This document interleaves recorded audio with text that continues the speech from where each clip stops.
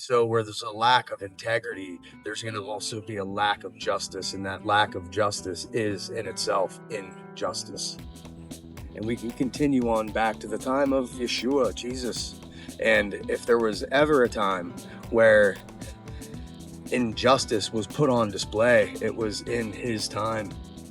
Injustice was embodied in his life, in his experience.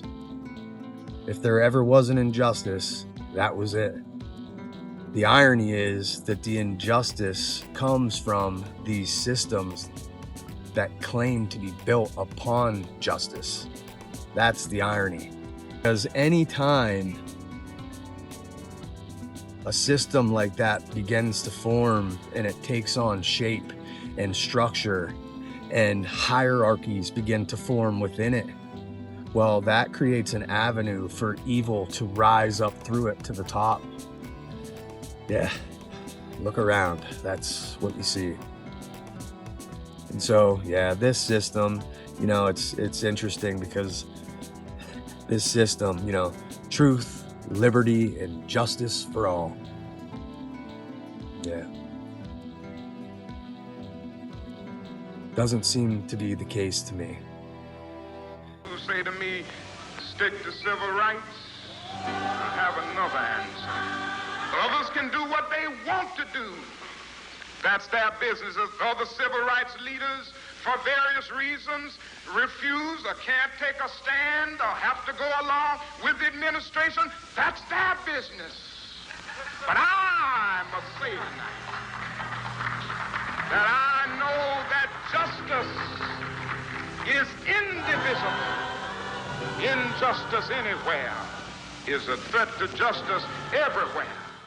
Where there is injustice anywhere, it's a threat to justice everywhere. That is an absolute powerful quote. And, it's no secret to anybody that in the time of Martin Luther King Jr., there were many injustices, and he was seeing them. And not only was he seeing them, but he was speaking out against them. And anytime you have a voice of reason and a voice that is speaking truth, and more people are beginning to listen, well, the system becomes threatened by that. And, I think one of the things that angered MLK so much was that, the system that he was seeing, the world that he was a part of, and the system that he was a part of that he was seeing around him, he recognized that this system claimed to be built on justice, and yet there were injustices all around him. And, when you have a system that claims to be a system built upon justice, but is actually a system of injustice, well, that system is absolutely going to be threatened by voices such as those. And so they had to take him out, right? Because it's voices like his that inspire and influence and can bring about change. Because words, like we mentioned last week and many weeks before, words are powerful, and they do carry, a lot of weight. And when ears are hearing those words, and it's stirring something up in those that hear them, well, that's dangerous for a system that was actually built upon injustice. And those injustices of his time are no different today. We look out and we think, man, things are really bad today. And I don't disagree. I mean, it's not that they aren't there. I mean, they are definitely thriving and doing well. But they have always been there. I mean, we look out into our world, the system that we're surrounded by today, and it's blatantly obvious the injustices. Yeah, there's a justice system down here at the level where the majority of us reside, But the further and further you go up through that system and the closer you get to the top, well, there appears to be no justice at all. And that's a problem because when we're talking about justice, well, we're also talking about integrity. They go hand in hand. A justice system is a system that's built upon integrity. You know, there's another interesting quote by C.S. Lewis, and it is integrity is doing the right thing even when no one's watching. And it is, once again, blatantly obvious that, yeah, this system that we are all a part of is a system that is definitely lacking integrity. And so, where there's a lack of integrity, there's going to also be a lack of justice, and that lack of justice is in itself injustice. And once again, it's nothing new. Yes, it's alive and doing well today, but we can go back to MLK and we can continue on back to the time of Yeshua, Jesus. And if there was ever a time where injustice was put on display, it was in his time. Injustice was embodied in his life, in his experience. If there ever was an injustice, that was it. And so there has always been injustice. The irony is that the injustice comes from these systems that claim to be built upon justice. That's the irony. And it was no different in his day because anytime a system like that begins to form and it takes on shape and structure and hierarchies begin to form within it, well, that creates an avenue for evil to rise up through it to the top. And that was the case back then in Yeshua's time.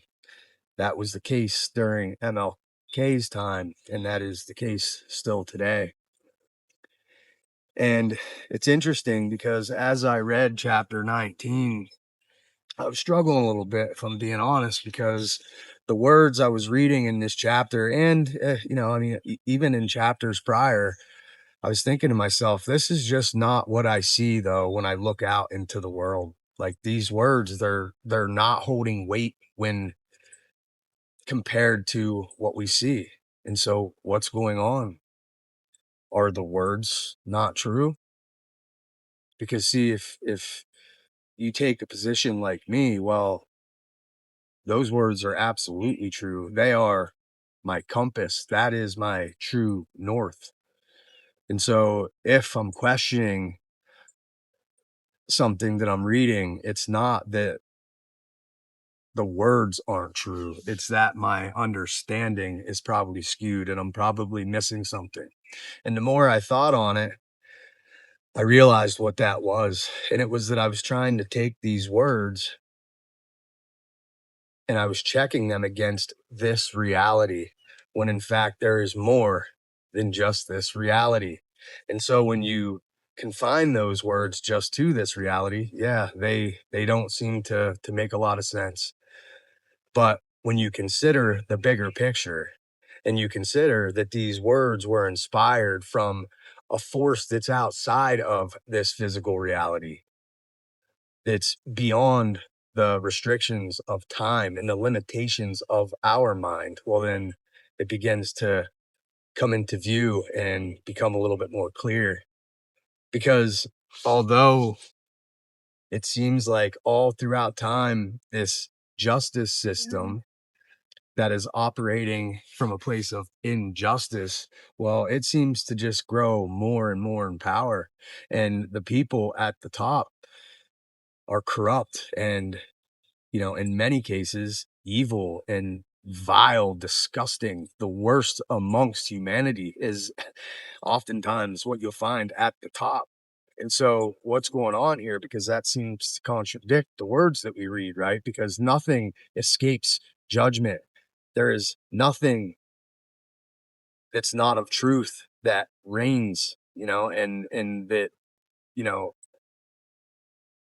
people of virtue and integrity are the ones with true wealth and all these things. But yet when you look out there and check it against that world, it seems to be just the opposite.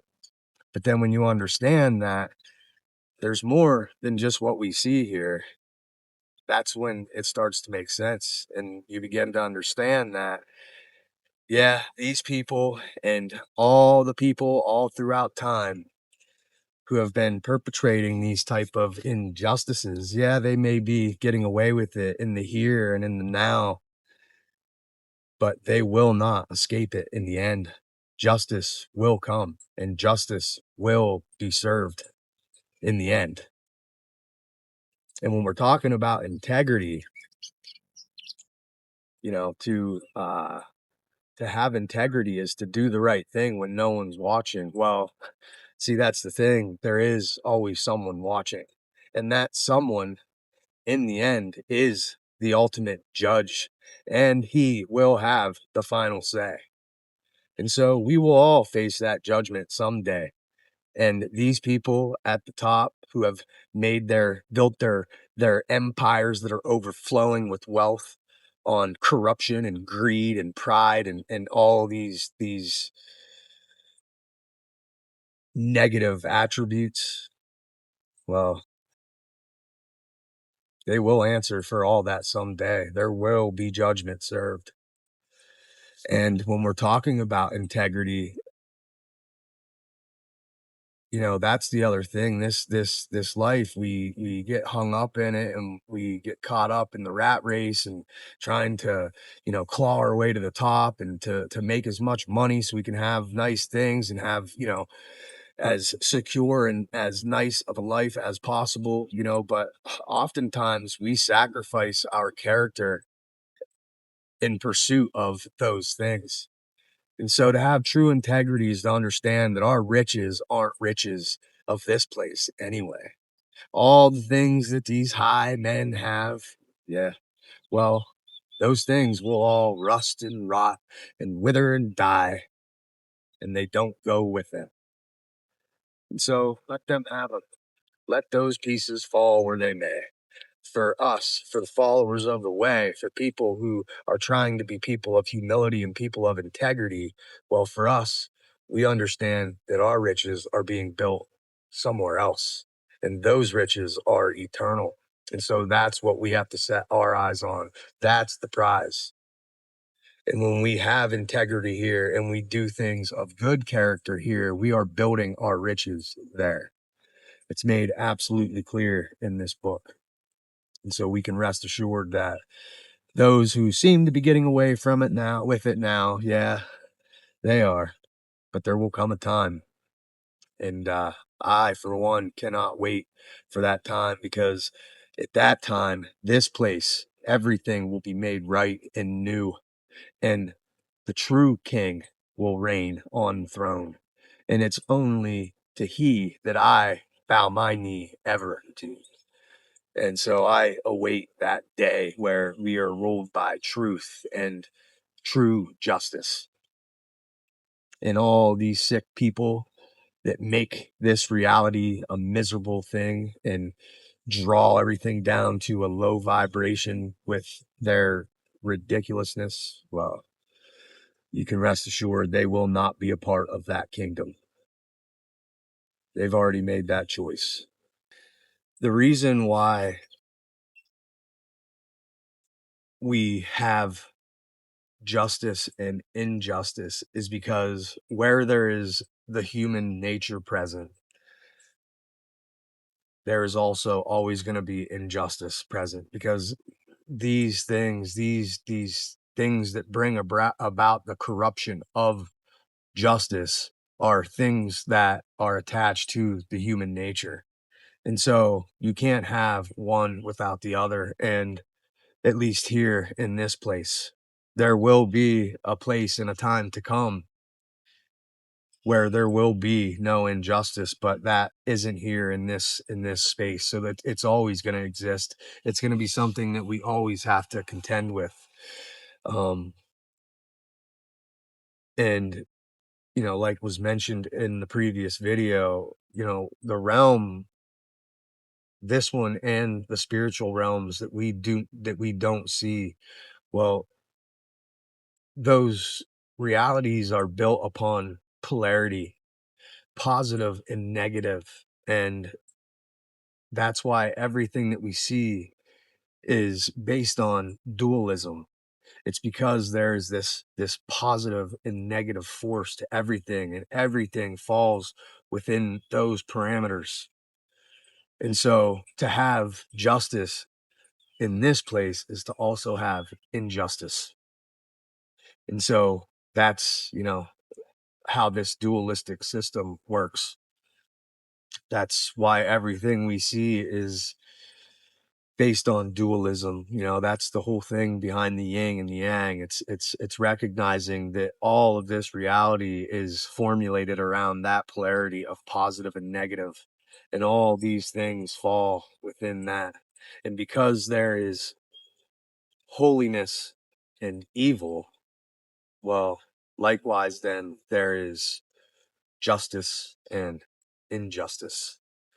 And so for as long as that evil continues to prevail, and it is the prominent force in this reality, in this world, injustice is always going to be a part of it. And so we just have to yearn towards the time to come when, like I said, the true king will be on the throne. And you can bet at that time that that kingdom will be a kingdom that is ruled by justice and truth. Chapter 19, there was many words that I could have chose from here, but one that just kept coming to mind was justice over and over again. And the more I got to thinking about it, and I was struggling with it a little bit and contemplating on it, it was good because I realized that we have to keep the bigger picture in view here, that there is more to it than what we see, and that uh, I am absolutely sure that in the end, justice will be served. So, anyway, chapter 19 starts out: better a poor man living in an honest life than the adept at double talk who is a fool. Where reflection is wanting, zeal is not good. He who goes too quickly misses his way. It is a man's folly that spoils his fortunes, yet it is against Yahweh that his heart rages. Wealth multiplies friends, but the one friend the poor man has is taken from him. The false witness will not go unpunished. The man who utters lies will not go free. The generous man has many to court his favor. To one who gives, everyone is a friend. The poor man's brothers hate him, everyone, his friends. How much the more do these desert him? He goes in search of words, but there are none to be had. He who obtains wisdom works his own good. He who cares about discernment finds happiness.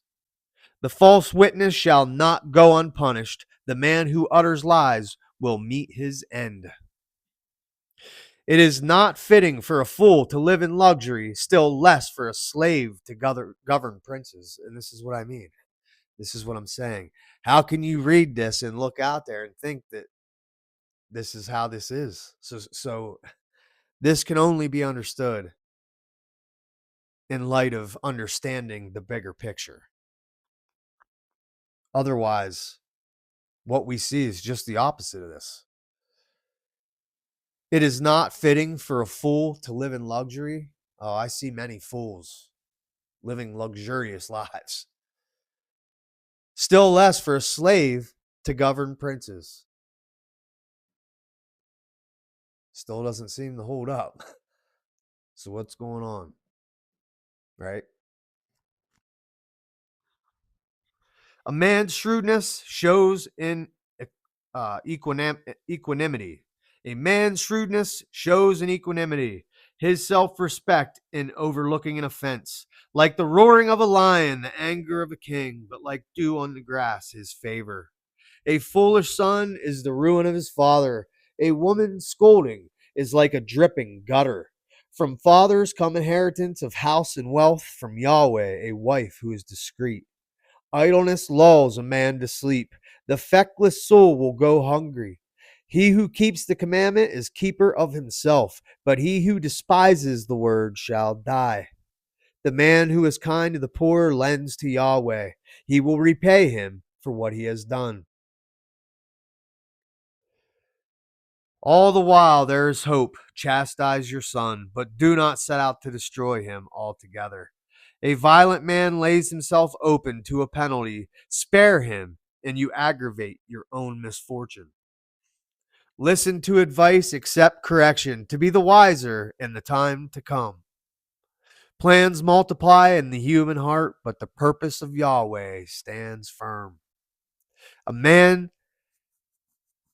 man's attraction lies in his kindness. Better a poor man than a liar. The fear of Yahweh leads to life. A man has food and shelter and no evil to fear. Into the dish of the idler dips his hand, but bring it back to his mouth he cannot. Strike a mocker, and the ignorant will be more wary. Correct a man of discernment, and he will listen to reason. He who disposes his father and drives out his mother is a son as shameless as depraved. Give up listening to instruction, my son, and ignoring what knowledge has to say. A witness of bad character holds justice in contempt. The mouth of the wicked gorges on iniquity. The stick was created for mockers and beating for the backs of fools.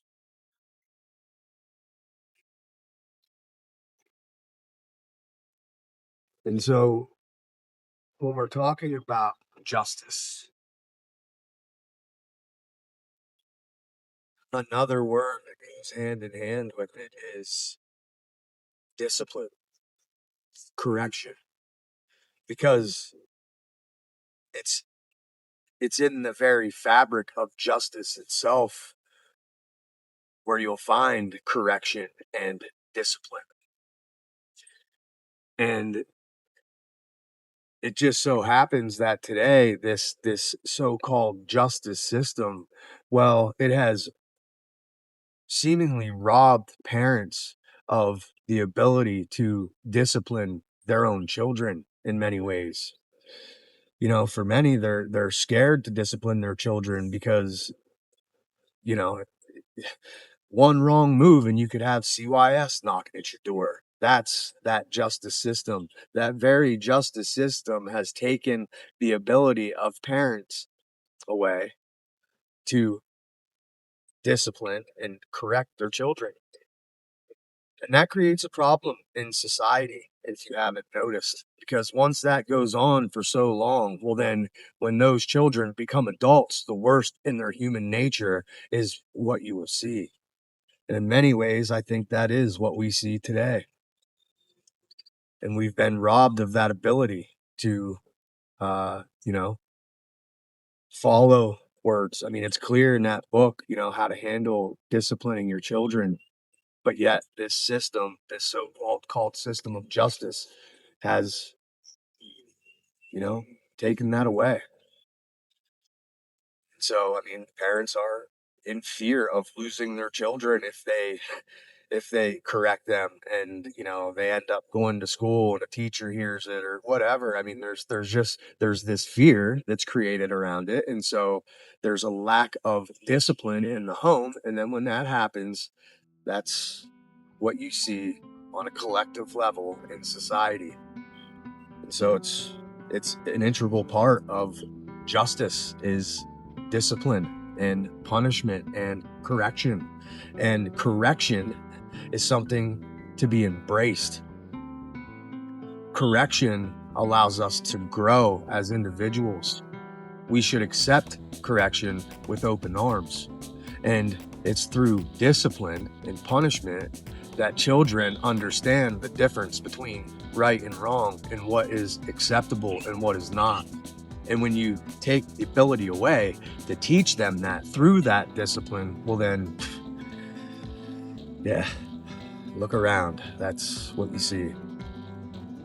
And so, yeah, this system, you know, it's interesting because this system, you know, truth, liberty, and justice for all.